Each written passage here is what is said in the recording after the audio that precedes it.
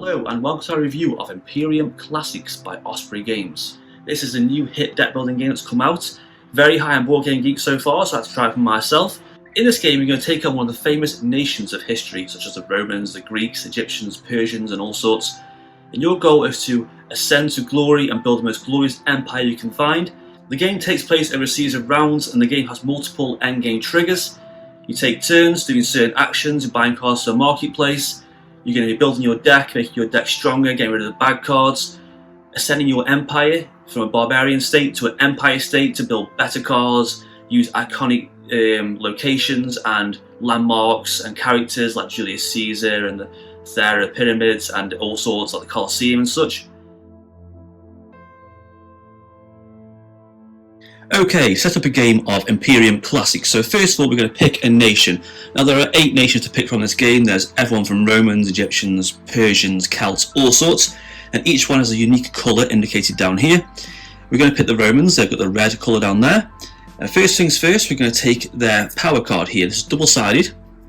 This is your sort of main card down here. You're going to have 2 sides and you can pick either one.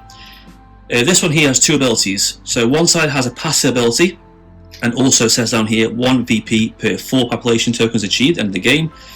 This side has no ability, but you get 1 VP per 2 population tokens achieved end of the game, so it's slightly different. It's up to you what you want to use. Put that side down there. Next up, take your accession card, which is obviously Julius Caesar here, the little circle symbol. Above your power card, take your nation cards with the crescent moon symbol, shuffle them, place them face down perpendicular over this card. What this means is, as you play for the game, you're going to add cards from this pile into your main deck, shuffling up. And once this deck runs out and you add your last card, Julius Caesar, into our deck, we've ascended and become an empire. We flip the barbarian cards to the empire side, we can play empire cards, which are stronger, more powerful cards than the barbarian cards. We'll explain that in a second though. Next you take your development cards, put what's left of your deck up here. And when you become an empire later on, you can then, obviously that symbol there matching, you can develop cards. They're powerful cards that can do other things. So this one here says increase your hand size by 1, and your conquer cards lose the barbarian icon, and also 2 victory points. And lastly, you have the state card down here. This will hold your tokens and your exhaust tokens, and obviously flips over when you become an empire. That is it for the play setup. We're going to move on now to the common setup and the marketplace. Okay, now we have a full game setup here. This is the common setup. This is the sort of generic player area. So this is the marketplace. Add all tokens in nearby supply, like most games. We also get, to start with, 2 population tokens, 3 material tokens. These are used to sort of pay for card abilities and buy cards as well, certain actions. This is a victory point token. I'll send again the more of these we have, the more points we have. We get 3 action tokens and 5 exhaust tokens.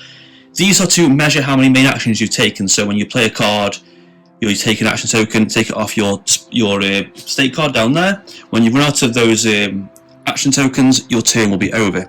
Exhaust tokens are used to exhaust card abilities. So certain cards might say exhaust, draw a card, or exhaust, gain some materials. Place that on there to show you've exhausted. Then at the round, you'll gain 5 of these back and 3 of these back. So we have this long line up here, the marketplace line. There are 4 types of card symbols. We have region, uncivilized, civilized. We also have fame cards up here. We have unrest cards. Some cards are sort of joint cards here, so we have a uncivilized and civilized card down there.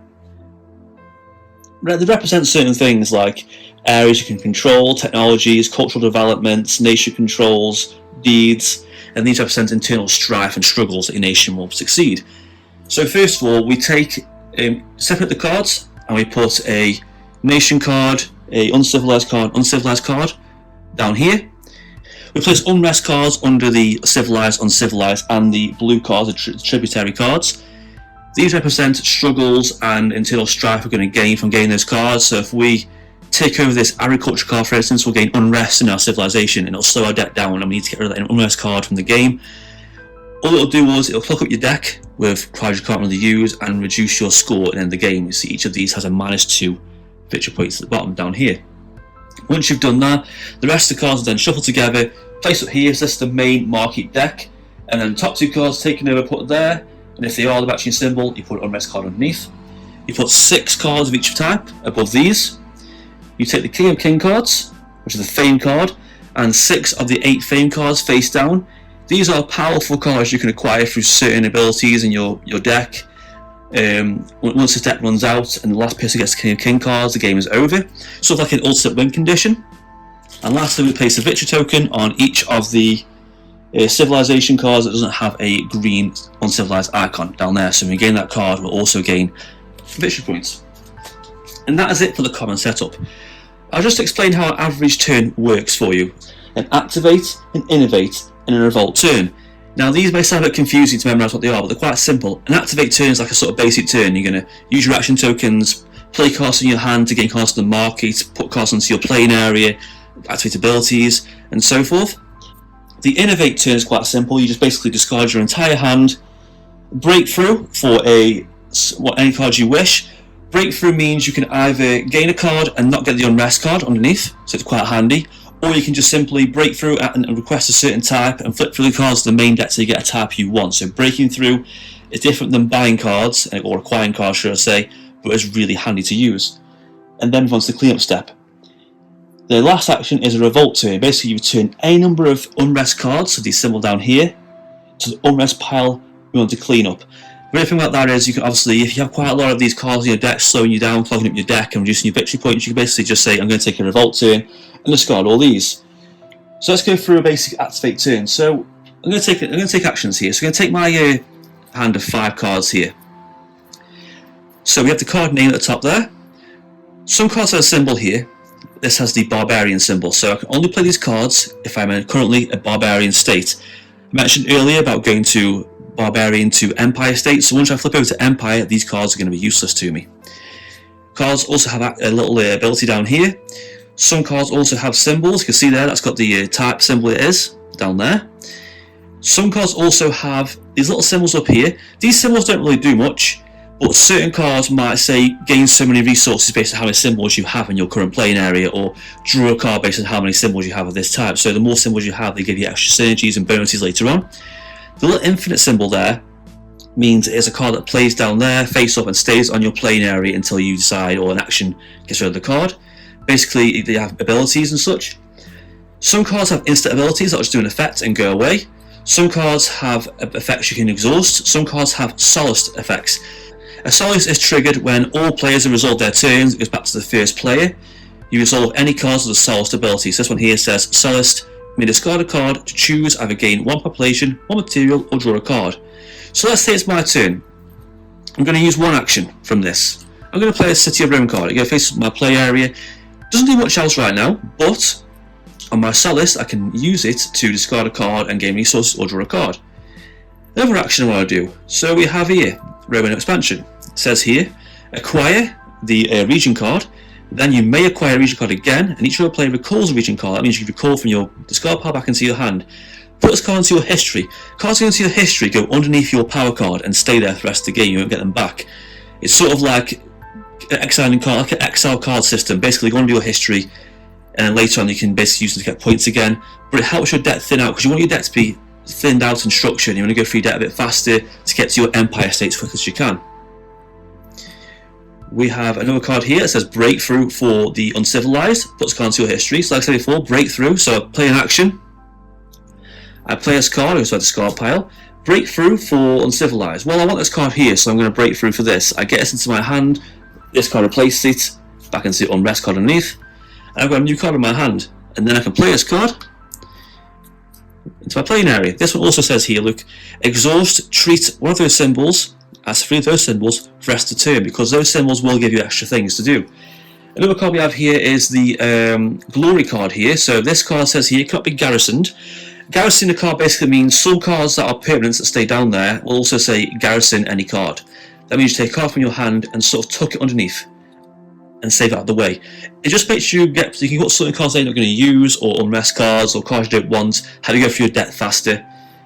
And also, this also has this thing here, it says abandon 3 region cards. So if I had 3 of these region cards out, abandon means take them back into the discard pile. So basically discard 3 region cards with the top 2 cards of the fate deck and take one. So I'm going to take cards to this fate deck up here, and these are powerful cards. Look, both same card. Triumphant, so this doesn't do anything, can't be played, can't be garrisoned, but it gives me 11 XP at the end of the game. Once you go to clean up, you basically add a victory token to any card on the market you wish, replenish your action tokens and your exhaust tokens, You can discard any cards you want from your hand and then draw up to 5 cards again.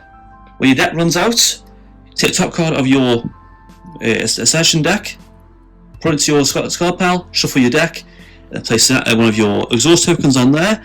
Basically means it takes 2 full deck cycles to get another card on there again. The next time you do it, take that off.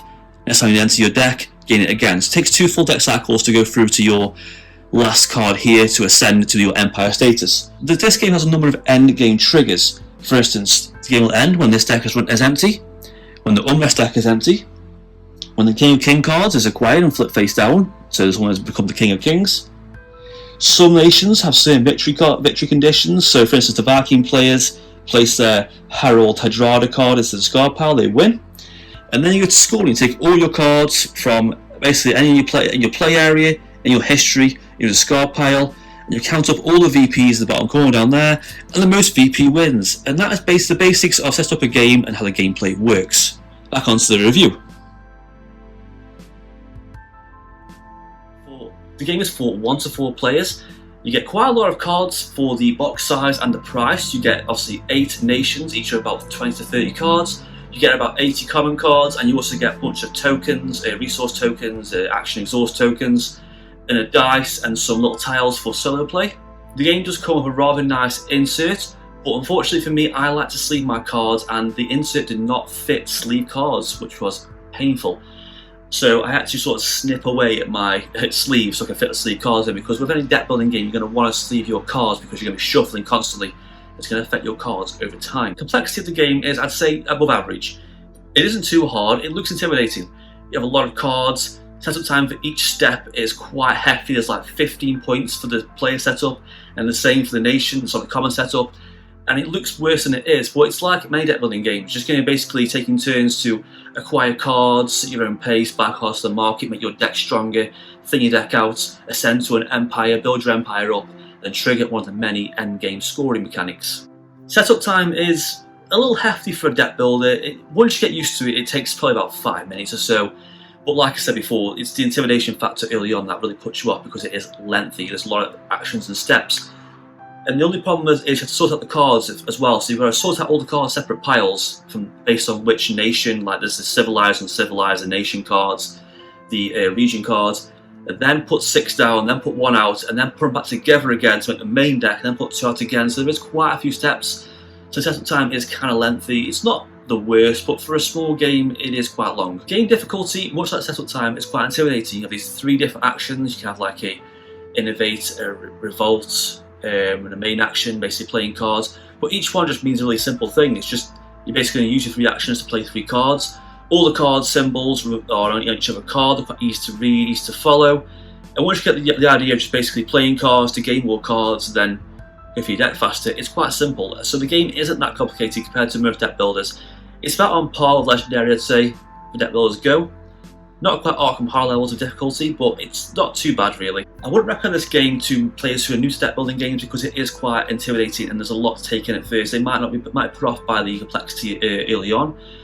But people who have experience with board games or card games, anything at all, will probably pick this game up quite easily and easily get to grips with the mechanics. The art and theme of the game is wonderful. It's illustrated brilliantly. There's really great cartoony, vibrant colours. All the, like I said, the landmarks are there, all the characters, some history. Roman armies, Viking raids, civilizations, agriculture, regions, different sort of sub-regions and cultures from different eras of the time. There's a lot of variety in the artwork. It's quite fun because you'll go through and you'll remember certain things when you're in school reading the history books. You'll be like, oh, I remember the Roman Empire, I remember the Colosseums, and I remember Julius Caesar, and you'll look at the Vikings and be like, oh yeah, the Vikings and their certain boats they had and their certain shields they had and their attack formations. So it's actually quite nice and nostalgic to go through, and it's almost educational to go through the cards and be like, oh, they have an empire, they build by doing this, and the back of the instruction book has this sort of guide for each empire, and it makes sense because someone like the Romans will focus heavily on advancing early on in combat and then building a massive empire towards the end of the game. The Vikings don't really build, but they'll instead acquire cards faster and gain resources and burn through the cards faster, so it is quite good. Which leads me on to the next point about the thematic immersion of the game. This, for a deck builder, is quite immersive. You'll feel like you're playing the Empire, you'll feel attached to your nation, you'll feel like you know what your nation does. Once you play through the game a few times, you'll be like, ah right, I'm playing the Vikings this time, I'm playing the Greeks, I know what they go for, I know what to go for with the Greeks, what kind of playstyle they go for, what strategy. So each different nation plays differently. They have a set different number of cards, some have more accession cards, some have more development cards, some have less. Some nations even have certain win cons, which is unique to each nation too. The game's replay value is also extremely high. Not only are there about 8 nations in the game, and each one plays extremely differently, but when you've got like other players as well playing with you, you're going to have like all these different nations, and once you play through one and play through the next, you go back to the one you played before, and you're going to know more about that nation now, their strengths, their weaknesses, and you're going to play it again and again. So the replay value of this game is extremely high. The game also has a really, really good solo mode, which I appreciate because I love playing solo games. I've been playing solo games quite a bit. It uses basically a set number of tiles, 1 to 5, and a dice. It sets up the other player's deck, much like your own deck, like a player setup. And obviously the nation behaves in a certain way. You roll a dice and resolve cards along the dice. So if you roll a 4, you resolve 4 cards in a row. The back of the booklet also has these little graph charts. So not only does each nation have their own graph and their own actions they take for their dice rolls and their certain cards they're going to pull based on the symbols, they also have a barbarian side and an empire side. And each nation, even in solo mode, plays really differently. They won't play the same at all because a certain card type for one nation might discard cards, whereas the same type for another nation might draw cards or gain resources. So the solo mode has great replay value too. I've played through every nation now, apart from one I think, and I want to go back and play through them again and try to get higher scores each time. And so on to final thoughts for Imperium Classics. So the cons for the game, any negative point I can think of. First of all, I have a slight issue with the component quality. Me personally, I found the cards to be, quality is a little bit strange. They were a little bit sticky feeling and a bit vinyl kind of feeling, so shuffling the cards just doesn't feel nice, and I had to sleeve these. And also, as mentioned in my other section, the insert is good, but when you sleeve the cards, it will not fit into the section. It's designed in a weird way. They could have put that in so it would have fit. They just had, all I did was take scissors and snip at the inside and stretch out a little bit, because it goes down and tucks in. So you put sleeve cards in, they just don't wedge in right, they stick up. So cutting out the bottom bits at the bottom was really simple, and they fit in perfectly now, so it's really easier. That's a little small nitpick, I suppose. Apart from the game's lengthy setup time and intimidating first impressions, there's not many cons for the game really. For the value, the price, I paid £22 for this. I mean, what that is in dollars, I don't know. From Amazon Prime, got next day delivery, and for £22, this is an absolute steal of a game to get. I mean, the box is kind of small, but it's packed full of so much content, and that's one of the biggest pros I can give this game. Is there's so much replay value, so much content. It's just everything. You can just play it again and again and again. There's so many nations to choose from, play styles and strategies. Do you want to go for the permanent cards first? Do you want to go through the civilized cards? Do you want to focus on getting to your empire faster than a player? Do you want to go for the king of king cards to get a different kind of endgame scoring? There's so many ways to play. It even comes with a campaign mode. Also, the game is quite lengthy. I've mentioned that before. The game is kind of long-winded. I say for a solo round, it'll take you between an hour and a half and 2 hours maximum, and you're looking at an hour and a half, an hour per player roughly. So it is quite long for a deck building game. When you get this game down from the shelf, it's not going to be a quick half an hour, it's going to be a long-winded campaign. It's going to be 2-3 hours at least, probably. So keep that in mind when you want to play with friends. It isn't like Marvel Champions where you just jump in, play a match and jump out. You're in it for the long run of this game, you're in it for a long time. So with that out of the way, I'm going to grade this differently. I usually give out a 10, but I'm going to give this a grade, like a school paper, because it reminded me of researching history in school, which I love so much, especially the Romans and the Greeks and Egyptians. So I'm going to give Imperium Classics an A. Fantastic game, great deck builder, unique, innovative, but familiar enough that it's not too intimidating and too off-putting for experienced players. And that's it for this review of Imperium Classics. There obviously is Imperium Legends as well, which you can also get. It's basically the same thing, but different nations. I just chose this one because I like the nations that came in the deck. So you might like the ones in the other deck first. Because they're the same kind of components, same things, it's just different nations. So you can buy either one, or you can buy both, it's up to you. So that's it for this quick review of Imperium Classics. If you have any questions about this game, let me know in the comment section down below. If you could like and subscribe, I appreciate that, and thank you for watching.